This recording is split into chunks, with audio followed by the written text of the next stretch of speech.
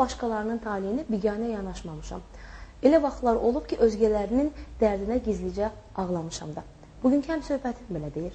Aynadakı mənim bugünkü qəhrəmanı isə əməkdar incəsənət xadimi, görkəmli şair, tərcüməçi Çingiz Əlioğludur. Çingiz, mən xoş gördük. Xoş gördük, xoş gəldiniz. Necəsiz? Pis deyirəm, şükür Allah. Həmişə yaxşı olasınız. Təşəkkür ederim. Çingiz mən söhbətə sizin fikirlərinizlə başlamağa çalışdım və aynadakı məndə seçdiyimiz qəhrəmanların portretini elə təbii ki, onların öz sözləri ilə cızmağa çalışırıq və sizinlə söhbət ümid edirəm ki, uğurlu alınacaq, amma kifayət qədər çətindir. Çünki bir söz adamının, qələm sahibinin yanında sözlə portret cızmağa çalışmaq kifayət qədər risklidir. Amma inanıram ki... Amma hər halda maraqlıdır. İnanıram ki, uğurlu alınır. Hər zaman qəhrəmanlarımızla söhbəti onların uşaqlıq dövründən başlayırıq. Belə deyim, ömür kitabının ən ilk paragrafına qaydırıq və Sərdarov adına, Füzulidə Sərdarov adına məşhur bir məktəb var. Çingiz mənim o məktəbin məzunudur. Məktəb illərinizi necə xatırlayırsınız? Necə bir şagird olub, necə bir uşaq olub bugünkü tanınmış şair və tərcüməçi Çingiz Əlioğlu? Mən orada məktəbi əla bitirmişəm, yaxşı oxumuşam.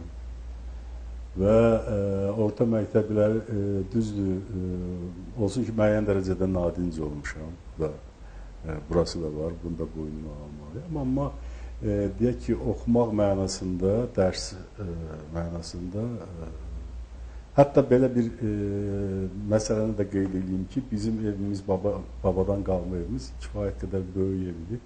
Bu evi yığışdırmağa anamın çox vaxtı, hünəri çatmırdı. Natəvan məktəbində bizlə paralel sinifdə oxuyan qızlar məsələ misallarını gəlib mənə həll etmək üçün bizə gələrdilər. Onlar anamın işini görərdilər, mən də əvəzinə onlar. Belə bir, deyək ki, məktəb illəri mən hesab edirəm, insan həyatının ən parlaq, deyək ki, xatirələri ilə zəngin bir devridir və olsun ki, insan xarakterinin formalaşdığı çox həlledici, tali həlledici bir dönümüdür. Təbii ki. Mən həmişə məktəb illərini xatırlayanda ürəyim çox işıqlı sevinç hissləri ilə dolur. Sevdiyim müəllimlər, minnətdar olduğum müəllimlər yadıma düşür. Dərs, sinif yoldaşlarım yadıma düşür. Ondan sonra müxtəlif deyək ki, tədbirlər, səfərlər, əyləncələr, bilirsiniz, bunlar hamısı. Məsəl üçün, ilk dəfə mən Azərbaycan sınırlarından dışına, belə deyək, xaric məktəbin kollektivi ilə getmişəm. O vaxtı rəhmətli Tamara xanım, Tamara müəllimə bizim məktəbin direktoru idi. Biz 10-cu sinif uşaqlarını deməli, avtobus kirayələdilər. Bizi qonşu Gürcüstana, Tiflis şəhərinə, oradan deməli Kutaisiyə, Gəzinti məqsədini aparmışlar. Bəli, Qoridə deyək ki, Stalin ev muzeyində olduq və s. və s. Yəni bunlar hamısı Tiflisdə deyək ki, o Dağüstü Parkda bizim də ədəbiyyatımızın klassikləri dəfn edilən Panteonda olduq. Bütün bunlar hamısı çox uşaq vaxtından dünya görüşünə müsbət təsir edən təbii ki, əlbəttə ki, yəni bu məsələlər heç vaxt yaddan çıxan deyil, heç vaxt. Qızların misallarını edirdim, həll edirdim dediniz. Onda riyaziyyatdan çox güclü olmuşsunuz. Riyaziyyatdan, bəli, riyaziyyatdan, fizikadan, kimyadan, mən bu tətbiqi sənət, yəni belə deyək də, texniki yönümlü bunları daha çox sevirdim və heç şübhəsiz, səbəbsiz deyil ki, mən sonra gəldim, indiki Neft Akademiyasına daxil oldum. Hətta belə bir maraqlı bir şey oldu. Bizim rəhmətlik Mirzə müəllim vardı, ədəbiyyat müəllimimiz. O, bizi ilə bir küçədə yaşayırdıq. Deməli, bir dəfə 8-ci sinifdə deyəsən, inşa yazırdı.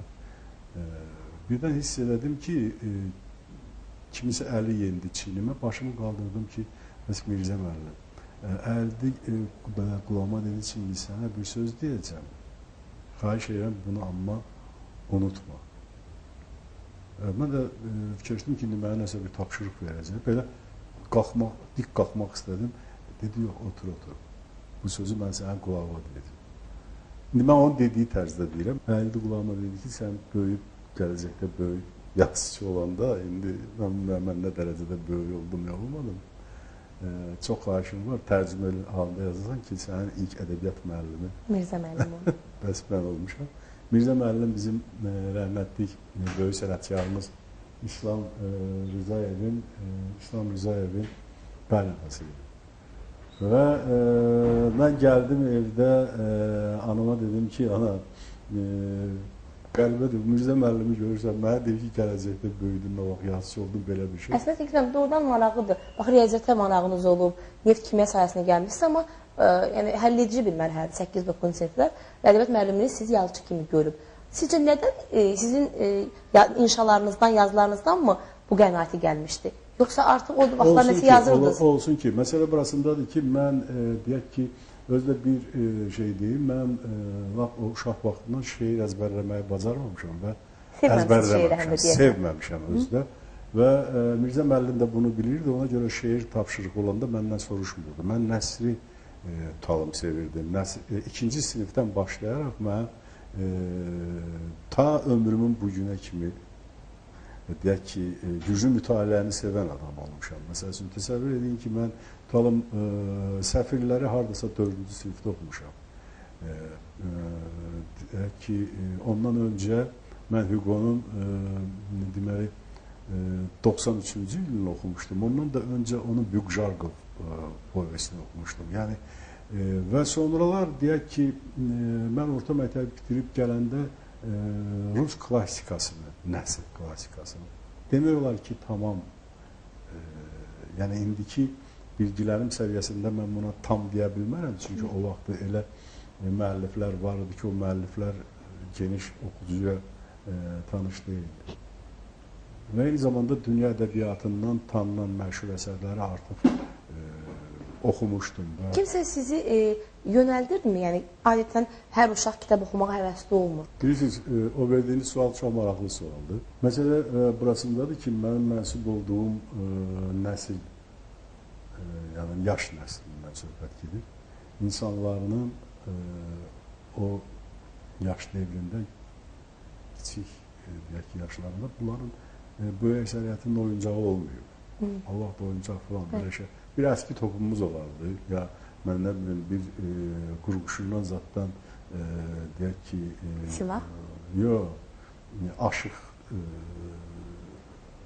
düzəldirdik və yaxud nə bilim, qurğuşundan qoyun dərisinə bağlayıb belə çilədə oynuyorduk. O devir Füzul'da ona kuşok deyirdilər. İndi mən Bakıda buna çilədi deyirlər. Və s. Və mənim üçün belə demək nə dərəcədə təbir caizdir bilmirəm. Mənim ilk oyuncaqlarım kitablar olur. Çünki İlyas Daim Əfəndiyev vaxtilə Bakıya köçüb gələndə çox zəngin bir kitabxana qoyub gəlmişdi. Çox atası Məhəmməd bəyin ona verdiyi qızıl onluqlara aldığı zəngin bir kitabxana qoyub gəlmişdi və o kitablar sizə qismət olmuşdu. Bizim evimizdə də vaxtilə bir deməli babamın bir Rumun rahibindən satın aldığı qoz ağacından çox gözəl mebel dəsti vardı və orada eyni zamanda kitab şkafları, kitab rəfləri. Onlar hamısı o kitablarla zəngin idi. O kitablar özlərinin deyək ki, çivitləri, rəngarəng çivitləri, maketləri, mən nə bilim, üz qapaqları ilə çox diqqəti cəlb edirdi və mən də böyük həvəs göstərirəm. Və belə-belə mən deyək ki, çox qəribə iş budur ki, o mənim üçün çox belə tali həll edici bir məqam oldu ki, bu günə kimi də mən kitabla məşğulam. Bu günə kimi də mən... Tarihiniz kitablara bağlandı və bu günə kimi də mən son 4 il MDB ölkələri deməli dövr mətbuat, kitab yayımı, kitab nəşri, kitab yayımı və poliqrafiya məsələləri üzrə Dövlətlər Arası Şuranın sədri olmuşam 4 il. Hərçəndir ki, orada ancaq 1 il olmaq olar.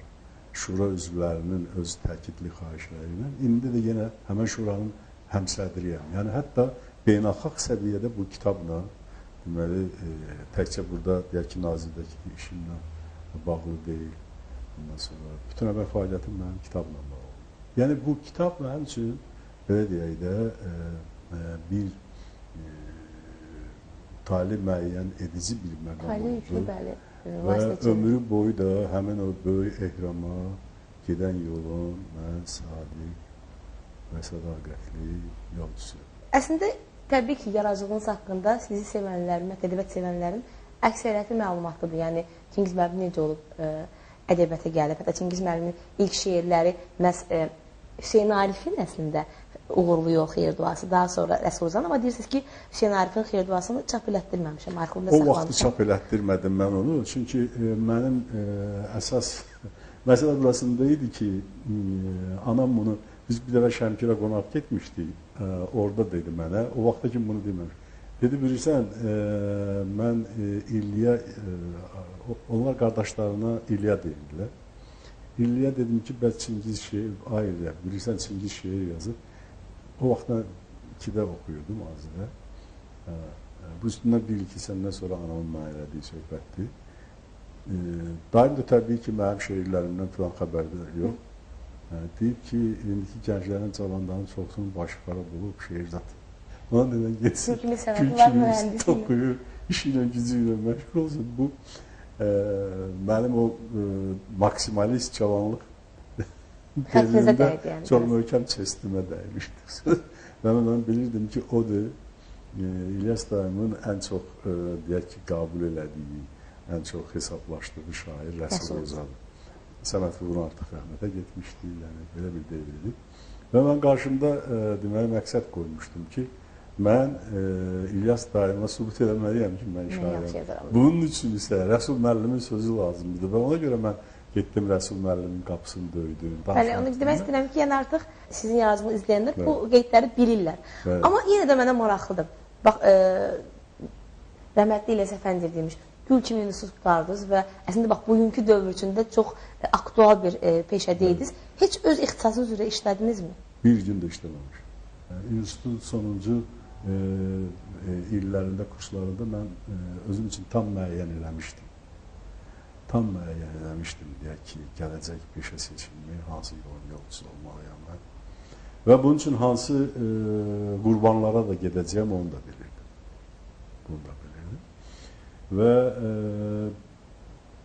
o qurbanlara da olsun ki, bu və başqa dərəcədə getdim. Yəni, müəyyən, hətta çətin devirlərim də oldu. Ailə, deyək ki, müəyyən bir müddət mənə dayaq da olmadı ki, sən bu şeiri filanı tulla, getkinə işinlə məşğul ol. Özün qazan. O devirdə müəyyən hətta çətinliklərim də oldu. Amma buna baxmayaraq, mən çox şükürlər olsun ki, özümdə iradə və güc tapdım ki, mən indi artıq müəyyən bir həyat yaşanmış və müəyyən bir həyat təcrübəsi olan adamam. Və gəldiyim qənaətlərdən biri budur ki, hal-hazırda 100% deyək ki, gəldiyim qənaətlərdən biri budur ki, insan hər hansı bir məqsədi öz qarşısında qoyub, onu doğru gedirsə, ona çatmaq, nail olmaq üçün çaba göstərirsə, mübarizə aparırsa, o hökmən öz istədiyinə nail olur. Bu təksib olunmaz var. Amma sadəcə burada söhbət, deyək ki, təkcə arzudan, xəyaldan getmir. Konkret iş, konkret əməl, yeri gələndə dözüm, yeri gələndə iradə. Biz sizin iş otağınızda oturmuşuq. Kiçik bir qaleriyanın sakinləri kimi dəyərləndirə bilərəm sözümüzü. Divarlarda çox müxtəlif yönümlü, müxtəlif xarakterli şəkillər asılıb. Mən bilirəm ki, Çingiz müəllim çox maraqlı kolleksiyalar müəllifidir. Onun biri də elə rəsm əsərləridir. Uşaqlıqda mı kolleksiya vəsgər olmusunuz?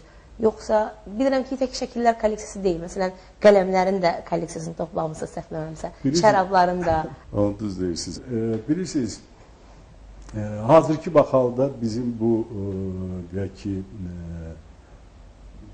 belə deyək də, 5 otaqda haradasa bir 70-dən yuxarı iridir, böyüklü işlər asılır. Zaman-zaman mən bunları yerini dəyişirəm də, yəni zaqajnikdən belə deyək, o sanklaşdan çıxardıb yerinə ayrılarına sonra. Mən ömrü boyu bu kolleksiya məsələsi mən heç kolleksiyanın olsun ki, o cavan vaxtları, uşaq vaxtları nə olduğunu bilmirdim. Amma mənim üçün ilk kolleksiya, rast gəldiyim kolleksiya mənim evdə mənim daimin dediyim kimi qoyub getdiyi kitablar. Mən gördüm ki, deyək ki, hər hansı bir əşya və yaxud predmetə müəyyən bir deyək ki, maraq və sevgi varsa, orada deyək ki, yaxşı izlənilən bir sistem olmalıdır. O vaxt bunu mən dərk elədim. Sonra da mən bütün həyatım boyu və bu günə kimi də əsas mənim dostlarım, yaradıcı insanlar arasında rəssamlar olurlar. Rəssamlar və heykəltaraşlar. Yəni, bilirsiniz, burada bir qanuna uyğunluq da var. Deyək ki, indi rəssamdır, şair demə. Bir rənglə, bir sözlə danışır. Ay, sağ olun. Özünüzün bu qədər marağı varsa rəssamlığa, yəni özünüz nə vaxt nəsə çəkinməyə cəhd eləmişsiniz, nə yoxdur? Uşaqlıq dəvəsiniz olub mu? Qətiyyən mənim bacarmadığım bir işdir. Adi bir pişik şəkildə çəkənməyəm. Yəni, həm o bacarıq məndə yoxdur. Bəlkə də ona görə sevirəm mən. Həm də ona görə sevirəm bu sənəti. Özüm bunu bacarmıram və heç belə bir cəhd də eləməmişəm və bu şeydə bulunmamışam. Bu, yəni, belə, xarakterin bir detalı kimi uzaqbaşı tamaşaçı üçün maraqlı ola bilər. Hər halda bu mənə rahatlıq gətirən bir Sizin əslində mənəvi dünyanızın pəncərələrindən biridir. Sizin şeirləriniz, yəni şəxsən bir oxucu kimi deyirəm, burada aparıcı və jurnalist onu çıxış eləmək istəmirəm. Mənə çox maraqlıdır. Çünki Çingiz müəllim belə adi, sadə yolla yazmır. Çingiz müəllim çox vaxt çox şeyi dolayısı yolla deyir. Bəzən kinayə ilə deyir, məsələn, Moda şeirindəki kimi, bəzən, necə deyim, bir gizli şəkildə deyir, amma çox fərqli tərzdə deyir. Çingiz müəllimin yazı tərzi çoxundan fərqlənir. Çingiz müəllim ilk yazmağa başlayandan fərqlənməyi mi qarşısına qoymuşdu? Yoxsa elə onun üslubu belə alındı?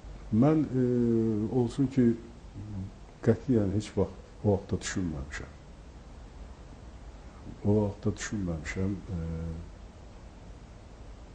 Yəni, mənim üçün belə qabaqcadan konkret müəyyənləşdirdiyim hansısa bir məktəb, hansısa bir cərəyan, yox. Bəs kimin təsirində olmuşsunuz ən çox? Dediyim kimi, mən şeiri çox az mütaliə eləmişəm. Ona görə soruşdum. O vaxtı. Klasik poeziyanı, şərq poeziyasını çox az o dövr üçün, çox az oxumuşam. Onun da səbəbi o idi ki, klasik poeziyada nümunələrində çoxlu ərəb, fars sözləri vardı. Bizə də orta məktəbdə bunları heç kim izah edəməmişdi. Mən də filoloji təhsil almamışam. O sözləri heç vaxt bir şeyi də başa düşməyəndə həmişə özümə acığımdır. Ona görə mən o şeirləri oxuya bildim. Oxuyordum, başa düşmürdüm, ona görə də oxumurdum. Amma bir olsun ki, nəsə bir təsəvvür edeyim. Məsəl üçün, Rəsul müəllimin vaxtı da mənim haqqda yazdığı və mənim ilk deyək ki, çap olunan şeirlər dəstimə yazdığı məqalənin adı İstedad, üstə gəl zəhmət, üstə gəl dözümüdür. Və heç kimdən gizli deyil ki, yəni bu məqalə bu günləri də stol üzündədir. Orada hətta məni indi mən demirəm ki, bu belədir. Hətta cavan bir şairi Talım Nazim Hikmətlə müqayisə eləmişdi və s. Bir şey var idi ki, mən bilirdim ki, mənim demək istədiyim şeylər çoxdur və bunu mən deməliyəm. Və bəzən mən dediyim şeyin, yazdığım şeirin olsun ki, əvvəldən axıra özüm üçün məqsəd və belə deyək, təyinatını müəyyən eləmirdim. Bilirsiniz? O ruslarda dəqiq bir söz var, spot. Belə bir, deyək ki, öz-özündə nəsə belə alınırdı. Məsəl üçün, təsəvvür edin, 68-ci il əslində Bolşevik, deyək ki, ideologiyasının çox sabit məqam bir hökm sürdüyü bir devirdə Ulduz jurnalında mənim İstedadı yetirənlərin nəğməsi adlı şeirim çıxmışdı. O, Rəsul müəllimin məqalələri içərisində. İndi, məsəl üçün, mən indi fikirləşirəm ki, mən necə olub onun adını istedadı yetirənlərin nəğməsi qoymuşam. Əslində mən bu Azərbaycan xalqından gedir. İstedadı kim yetirdi? Nəmin o torpağı, o xalq. Xalq. Və mən də bu xalqın nümayəndəsiyəm. Və bu şeiri yazıramsa deməli söhbət Azərbaycan xalqının nəğməsindən gedir. O dövrdə xalq anlayışını Bəli. gündəmə gətirmək asan deyildi. Asan deyildi və özü də illah ki, belə bir şeiri ki, indi yadımda olan, məsəl üçün bir neçə misranı deyirəm ki, biz alovun qüdrətiyik, bir ovuc küldə gizlənmişik. Biz sükunetik, içimizdə bir dəlisov qışqırıq var, ancaq bilirik, ölərik, qışqırsaq. Biz daima yığılıb açılan bir yayıq, hər açıldıqda yaradıcılıq səhmasına dahilər tullayırıq. Biz siririk, biz kəşfik, bacarıqlı əllərdə, düşüncəli beyinlərdə açılmağa tələsirik. Bilirsiniz, bu yaradıcılığın psixologiyası çox sirli bir aləmdir. Biz şeiriyyatdan başladıq və belə bir dərin yolculuğa çıxdıq. Bir parça dediniz, amma bəlkə bu anda ürəyinizdə keçən başqa bir şeir də oxuyasınız bizə. Bu mənim üçün çox çətin məsələdir. Şeir əzbərləməyi sevməyən bir adam kimi öz şeirimi də əzbərləməyə xoşlanmıram. Oxuya da bilərsiniz. Qayğılar qat-qatdır, problem çin-çin. Tək ölüm hər dərdin yek çarəsidir. Axır ki anladım, adım sənin üçün çətin Çin yazısı işarəsidir. Mürəkkəb bir mətni oxuyurmuş tək, özümü, sözümü çətin anladım. Söyləndin, bu zülüm çox mu çəkəcək, özümü qınadım. Məni də anladım. Qaynayıb qarışa bilmədik sənlə, mən bişən qazanda heç vaxt bişmədin, özgə çömçəsində həlimdin həmən. Nə etsəm söylədim, başa düşmədim. Başa düşmədikcə sən başdan düşdün, tacidin sürüşüb göz qaşdan düşdün, gözümün üstündə yerim var ikən, endin ayaqlara sərt daşa düşdün. İndi şitlik edib mənə şırmanma, daha nə qılığlan, nə də ki əyil, əbəs cəhd eləyib, başa dırmanma, düşdüyün yüksəklik sənin üçün deyil. Qaldı Çin yazısı məsələsinə, ariflər əlifba yazı pisləmir. Sadə bir şey niyə çətindir sənə? Hər adda bir ömür, talih gizlənir. Bu Çin yazısı sözünü adınızla mı əlaqələndirmək istəmişsiniz? Çingiz mənasında yoxsa? Yox, burada söhbət, bilirsiniz, şair təkcə öz ömrünü yazmır, öz talihini yazmır. Təbii ki, ömür boyu müşahidə edilməni yazır. Mən məsəl üçün tutalım, çox xoşbaxt talihli bir insanam. Yəni, mənim həddimdən artıq gözəl və çox sakit bir limanım var ki, o mənim ailəmdir, harada ki, mənə çox yüksək qiymətləndirib və başa düşürlər və mənim bütün deyək ki, cəfalarıma dözürlər. Amma şair axı insanlarla oturur, talihlərlə rastlaşır. Ondan sonra bir də baxırsan ki, gözəl bir ailə qurmuş, gözəl bir cütlük. 2 il keçmir, 1 il keçmir, görürsən ki, boşa. Bir dəfə belə bir tanışla söhbət elədim. Dedim, bir-birimizi biz başa düşmədik. Xüsusən mənə deyir, başa düşmədik. Nəysə, bu görürsən ki, belə şey qalır insanın yadında və o haradasa bir məqam gəlir ki, qışda qar üstündə, yayda, qumluqda, əyri bir çubuqla cızdın adımı. Mən isə eşqinlə yanan köksümdə qızmar bir qarmaqla qazdım adını. Yaz qarı əritdi, qumu sovurdu, adımdan bir əsər, bir iz qalmadı.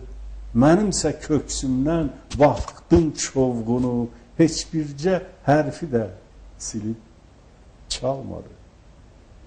Gözümdə fotolent əksin yox sanı. Gülüb ağlayanda qətrə göz yaşı şəklinin nagahan aşkarlar ani. Yenə də göynəyər qəlbimin başı. Bu sevgi dünyası. Eşq aləmində. İndi dəbdə deyil mən tək kişilər.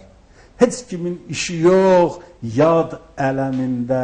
Krutoy oğlanlar gəzir dişilər. Odur ki, bu dəbdən düşmüş xislətlə özüm də bilirəm. Gülməliyəm mən. Neynəməm? Görünür bu xasiyyətlə sonra da yaşayıb ölməliyəm mən. Dinləyirəm, siz liman dediniz, ailənizdən danışsınız. Mən sizə qulaq asıram, amma gözüm bayaqdan qapıdadır və oradan balaca bir mələk baxır. Gəl çağıraq onu. Sunuçi. Çağıraq. Sunuçi. Gəl babanın yanına gəl də. Sunuçi. Kim qoyub adını? Adını deməli gəlinim qoyub. Düşürülmüş adı, yoxsa belə bir adı var? Məsələ burasındadır ki, mənim qudamın adı Surətdir. Surət. Bəli. Bizim uşaqların anasının adı Sudabədir. Yəni bu su... Bir suyla iki insan arasında... O biri nənəsinin adı Nurlan adı, Nur da oradan gəlir. Çində siz? Çindəki bəndəmiz. Gəlinim demişdi ki, Çin Sunur qoyaq, mənə hörmət əlaməti olaraq. Dedim, yox, belə yaxşı səslənmir. Sunur Çin, Su, Nur Çin, yəni bunlar da hər biri ayrılıqda çox mənalı sözlərdir. Mənalı və tali müəyyən edici, xoş sözlərdir. Sonuncu nəvəniz, yox, bununla balaca nəvəniz də var. Lap sonuncu nəvəmin adı Sudabədir, nənəsinin adını qoymuşuq. Amma məncə ən sevimli sunucu nə olacaq? Çünki o qədər bütün nənə babanı öz adında birləşdirib, deməli, ən azından bu 4 nəfərin ən sevimlisi olmalıdır. Ən şuluğudur özdə. İndi bir şey də var, ən qəribə budur ki, bu sonuncu nəvə, deməli, biz bunu hələ gözləyirdik, məsəl üçün, bir 10 gün zat sonra doğulmalıydı. Bu gəldi, deməli, məhz mənim anadan olduğum gündə, iyun ayının 29-unda anadan oldu bu illər. Demək istədi ki, mən heç də sunucudan az sevilən olmayacaq. Şimdi siz iki evladınız var. Əslində, oğlanlarınızın da adı o qədər də, ən azından birinin adını bildiyimə görə deyirəm, çox belə geniş yayılmış ad deyil və fərqli və maraqlı ad. Deməli, adların məsələsi belədir də, oğlanlarının adları. Mən bildiyiniz kimi gec evlənmişəm, yəni 33 yaşında evlənmişəm. Yoldaşımla mənim aramda 12 yaş fərq var. Və deyək ki, bu Tahir anadan olanda o qədər qorxu hissi keçirdirdim. Həm də ki, ilk evladdır da. Valda da, gələ nə var, kişiliyim çatmadı ki, durub gedim o balnitsə gedim xəstəxanaya. Tahirə xanım mənə qaynanam, oradan zəng elədi ki, bəs gözün aydın olsun, bir oğlum oldu. O qədər mənim üçün sevindirici oldu, dedim, Tahirə xanım. Elə bir halda ki, sən bunu belə, ailəsi şərəfizə adı Tahir qoyuram. Uşaq vaxtı da bir Tahir adlı çox möhkəm dostum olub. Və ümumən Tahir adı mənim sevdiyim adı. Onun adı belə. Orman anadan oldu. Ormanı bir 15 gün mən... Adsız saxladınız? Adsız saxladım. Bilmirdim mən buna nə adı qoyacağım. Nə ad qoyum. Bir gün divanda, üzr istəyirəm, uzanıb öz kitablarımdan birini oxuyurdum. Bir şeirimdə bir misra vardı. Nə bilim, gəl gedək ormanların yaşıl toyuna, nəsə belə. Yəni bu meşələr. Dedim, elə bu orman qoyacağım. Sudaybə xanım da söz adamı, ədəbiyyat adamıdır, yoxsa? Sudaybə xanım müəllimədir. Rus dili müəlliməsidir. Vaxtilə nəşriyyatda işləyib. Onda iş yoldaşınız oldu. Yazıçı nəşriyyatında işləyib. Gənclik nəşriyyatında işləyib. Mən Sudaybə xanımın gənclik nəşriyyatında o korrektor işləyirdim. Mən orada redaktor işləyirdim. Deməli, Sudaybə xanımı mən orada gördüm, nəsə ürəyimə yatdım. Mən Sudaybə xanıma heç salam da vermir. Mənim çox belə... Ağır təbiətdir mənim. Belə bir vaxtım odur, görünür, bilmirəm. Amma onu bilirəm ki, bir 4-5 ay keçəndən sonra mən müşahidə elədimdə gördüm. Bir gün qar yağırdı. İşdən çıxdım, işlə üzbüz, nəşriyyatla üzbüz dayanacaq var. Bu əynində xəz deməli, şuba, norka şuba, başı açıq, dayanmışdı dayanacaqda. Mənim də başımda norka papaq var. Mən yaxınlaşdım, gəldim, bu papağı çıxartdım, qoydum başına. Dedim sabah sizə bizim elçilər gələcək. Elə ali mi o qərar verdiniz? Yox, artıq o mən Müşahidələrinizin... Bəli, artıq daxilən bu şeyə gəlmir. Çox gözlər. Əslində ilk öncə o xəzləri qovuşdurmuşsunuz, dəri geyimlə papağı. İlk növbədə ürək yəqin ki, özün vanını tapmışdı, olsun ki mənim. Sonra rəfiqəsi vasitəsilə mənə söz yolladı ki, özünün yəni deməyə cürət eləmədi ki, bəs bizim ailənin ağsaqqalı var, Cəfər baba, o Naxçıvanda yaşayır, gərək o gələr. Elçiləri ancaq o qabil edirlər. Neyse, o beləcə İlyas dayım Gürzağı olmuşdular, getdilər, elçi ilə də həsini aldıq və yenə də mənim ad günümdə, deməli, qız toyu o vaxt sirk restoranında mənim ad günümdə oldu. Mənim toyum isə ilk toydu ki, bu sökülən turistin 16-cı mərtəbəsində o vaxt. Belə. Bəzən insanın yaşadığı yer də çox önəmli olur. Məsələn, sizin eviniz kinoteatra baxır. Maraqlı da Çingiz müəllimin kinoya marağı nə dərəcədədir? Tez-tez bir kinoya gedəndir. Niyə soruşuram? Səhv eləmirəmsə, siz Gün Keçdi filmində Camal obrazına da çəkilmişsiniz. Yəni, mən heç vaxt məndə aktyorluq qabiliyyəti olmuyor. Bəs necə oldu ümumiyyətlə, məsələn, Gün Keçdi filminə çəkilməniz? Məsələn, rəhmətli Arif Babayev, biz onunla heç tanış da deyilik. İndi o vaxtın şəklini göstərəcəyim sizə. O vaxt mənim 24 yaşım var. Küçədə, amma mən Arif Babayevi tanıyırdım. Küçədə mən qabaq kəsdi, mənim üçün çox təəccüblü oldu. Ki, sən dedi, mən bilən şairsən də, cavan şairsən, o vaxtda mən tezə. Dedim, Arif müəllim. Dedi, sən sabah bir kino studiyaya gələ bilərsən. Getdim orada, mənə saldılar kino probaza uyan. Sonra da həmin o Gün Keçdi filmində deməli Camal rolunda çəkdilər məni. Və ondan sonra deməli bax o Qarlı Aşırım filmində məni çəkmək istəyirdilər. Axırıncı Aşırım.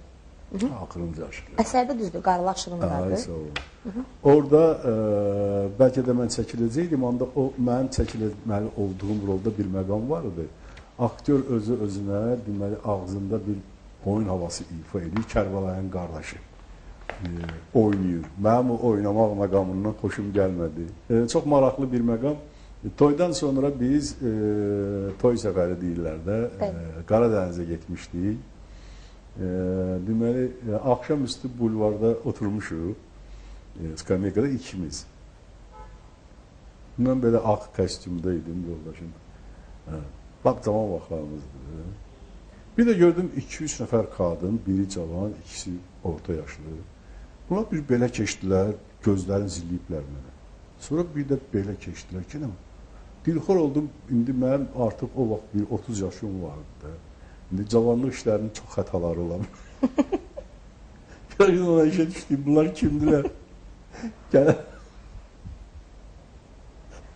Sonra bilmədiniz niyə baxırdılar? Sonra bunlar qədəmlərini yönətdilər bizə tərəf. Daha mən öldüm öz yerimdən görəsəm. Gəldilər ki, bəs bağışlayın. Olar sizi bir dəqiqə, dedim, buyurun. Mən də belə təşviş, yaxşı gizlətməyi bacarmadığım bir təşvişlə. Dedim, buyurun. Dedim, bilirsiniz, burada Karaylı i Kapustadır, nədir, belə bir film çəkilir. Bəs ora biz casting aparırıq, sizi rola dəvət eləmək istəyirik. Bəs dedim, yox, təşəkkür edirəm. Ki, bunlar çıxdılar, getdilər. O məşhur filmdir, o film çox göstərilir. Bu ilə daha bu kino kariyerlərin getişini qalıyacaq.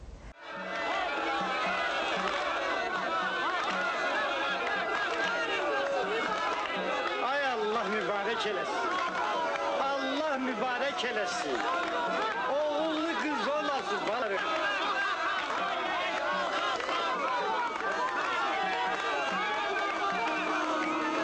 Yol vermək cəmaat, yol verin, yol verin. Söhbətimizi Çingiz müəllimin portretini cızmağa çalışmaqla başladıq və ilk cizgilər uşaqlıq xatirələri ilə cizildi. Məktəb xatirələrlə cizilməyə başladı. Gəlib, institut illərinə çıxdıq, onun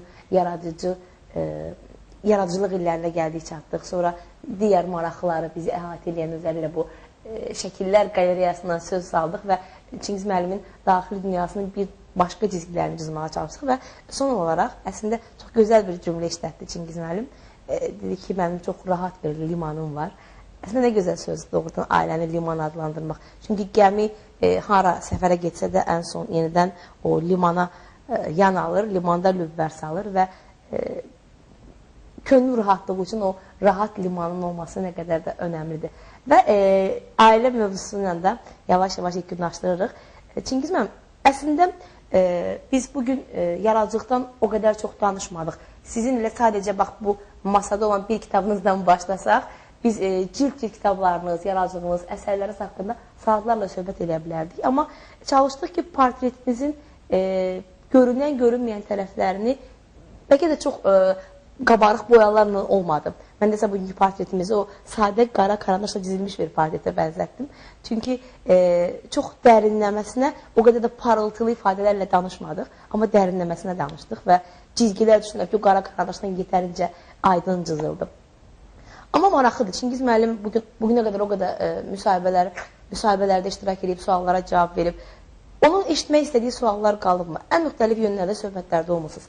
Yəni, kitablarınızın hər birinin təhlili ilə bağlı, hansısa bir ədəbi mövzu ilə bağlı sizin münasibətinizi öyrənmək üçün və yaxud elə belə bax, portret söhbətlərinizdə az olmuyor deyəlim ki. Hansı sualı eşitmək istərsiniz? Amma o hələ səslənməyib.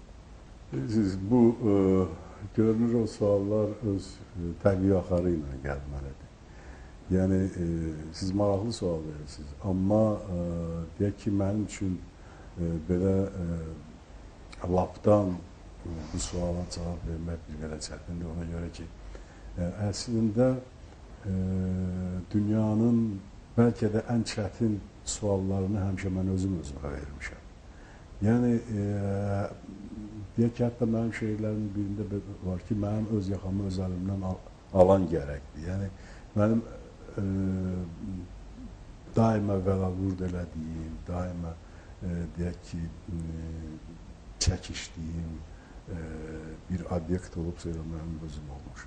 Olsun ki, bu da mənim xasiyyətimin bir ünsürüdür. Bilirsiniz, insanlar müxtəlif olur. Xarakter cəhətlərinizi təhlil eləsək, özünüzdə heç sevmədiyiniz xüsusiyyət nədir? Və yaxud əksinə, təbii ki, paralel olaraq bəyədiyiniz cəhətlər. Özümdə yetərincə yeri gələndə tələskənlik, yetərincə yeri gələndə hövsələsizlik. Bu xüsusən o zamanlar baş verir ki, mən hansısa bir, deyək ki, haqsızlıq görürəm, hansısa bir düzgün olmayan qərar görürəm və mən ona öz etirazımı bildirməsəm, bu mümkün deyil. Bilirsiniz? Mən bunu eləyirəm, sonra bunun ziyanını çəkirəm. Amma daxili bir rahatlıq tapıram ki, mən öz sözümü dedim. Bilirsiniz? Belə baxanda mən bilmirəm, mənim bu xasiyyətim yaxşıdır, ya pis. Bəs bəyəndiyiniz cəhət? Yəni, özünüzdə ən çox dəyər verdiyiniz xüsusiyyət, yaxşı ki, bu xüsusiyyət məndə var. Vallahi heç mənim bəyəndiyim cəhətim yoxdur, mənə gəlir. Çünki o vaxtda canım üçün heç o vaxtda deyim ki, mən düşünməmişəm və inanın, mən ha vaxtsa oturub özüm haqqında düşünəndə belə gəldiyim qənaət olmayıb ki, bu sənin bu yaxşı cəhətindir. Bir çox mənalarda yetərincə özümə qarşı tələbkaram. Bunu mən tam məsuliyyəti və qətiyyəti ilə deyə bilərəm. Mən həyatda nə əldə eləmişəmsə və özdə bu əldə elədiklərim çox böyük çətinliklər hesabına başa gəlir. Ancaq və ancaq tələbkarlıq, iradə, dözüm, çalışqanlıq.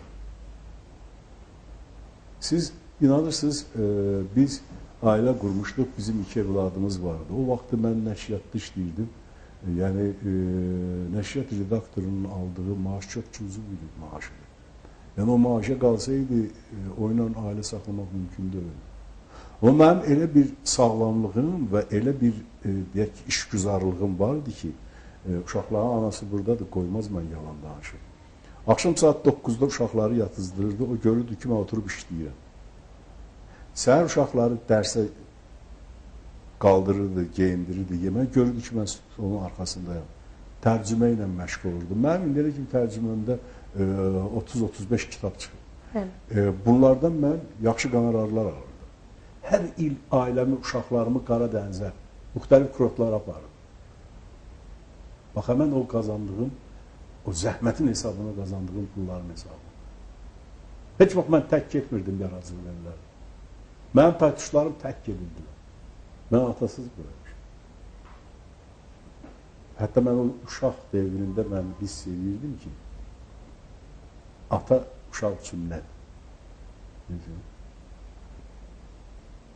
Mən görmədiyim qayğı və görmədiyim diqqəti uşaqlarınızı bunlar özümə borc bilirdim və öz də bundan məxsusi ləzzət alırdım.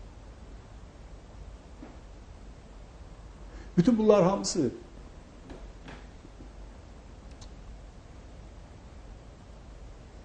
əslində siz ayna deyirsiniz.